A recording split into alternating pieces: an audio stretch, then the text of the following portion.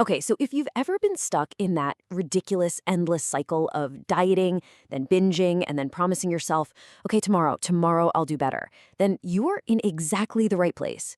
We're about to break down why that whole approach is basically designed to fail. And more importantly, we're going to talk about a new biology first mindset that can, and I mean this, genuinely change everything. Let's dive in. Right off the bat, let's just completely flip the script on this conversation. This is not about punishment, okay? It's not about depriving yourself. Taking care of your body, eating clean, think of it like hygiene. It's all about self-respect. Because being healthy is attractive, it is powerful, and it's about time we started acting like it. So here's what we're going to cover. First, we'll pinpoint the trap that so many of us fall into. Then, we're going to get into the biology of why your willpower always seems to fail you. After that, we'll talk about building a whole new relationship with food, how to handle emotional eating, and finally, what discipline really looks like when it comes to your health. Oh man, we have all been here, right? It's that feeling that you need to punish yourself for what? For living? You have a joyful weekend, a great dinner with friends, a vacation, and then that little voice kicks in. Okay, that's it. I'm starting on Monday. But you have to ask, starting what? Another restrictive diet you already know you're going to hate?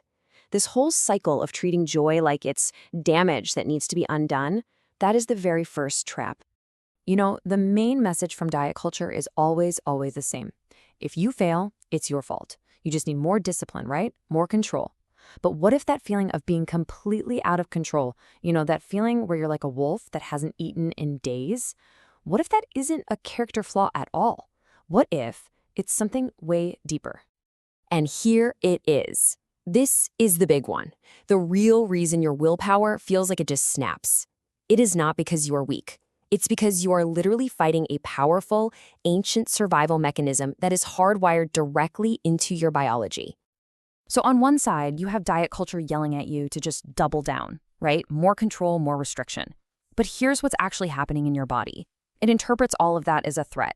It thinks there's a famine, so the intense cravings, the overeating, that's not you rebelling. That is your body literally trying to save your life. Yeah, this has a name. It's called survival mode. When you're running on caffeine, not sleeping enough, and skipping meals, your body isn't worried about looking good. It's thinking one thing: we are in danger. So it floods you with stress hormones and triggers this primal urge to eat everything you can find because from a survival standpoint, it genuinely doesn't know when the next meal is coming. Seriously, just let that sink in for a second. That intense urge to overeat has nothing to do with your personality or your character. It is a biological imperative. It's a survival response that gets triggered by the stress of restriction. Your body is just doing its job.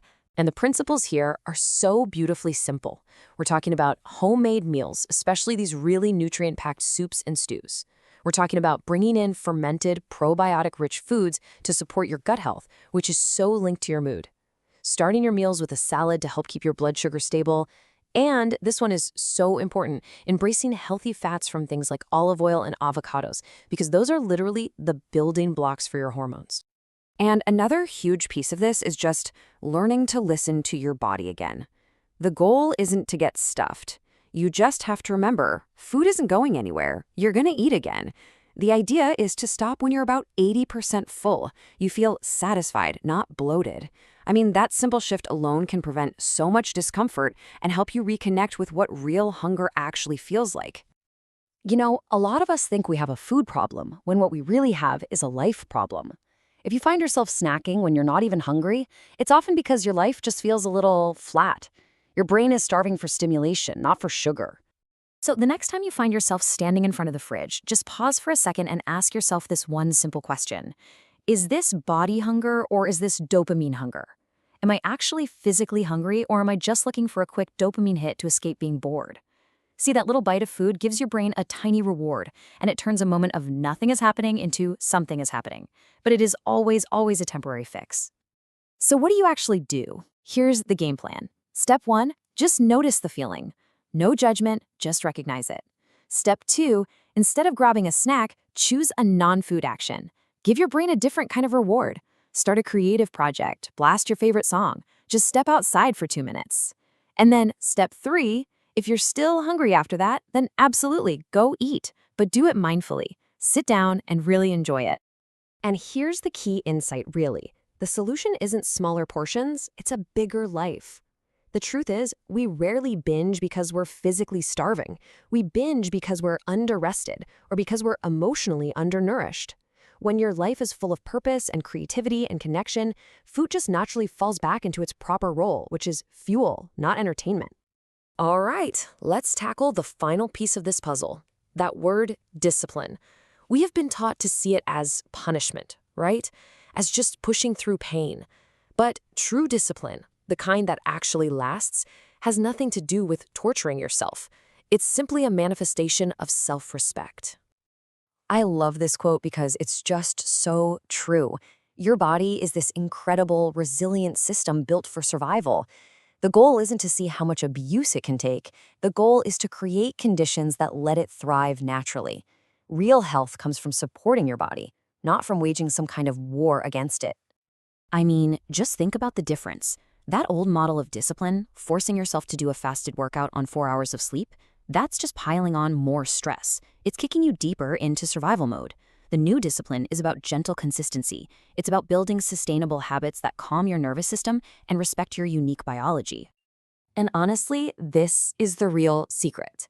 You know those people who seem to stay healthy and slim without even trying? It is not because they have some kind of superhuman willpower.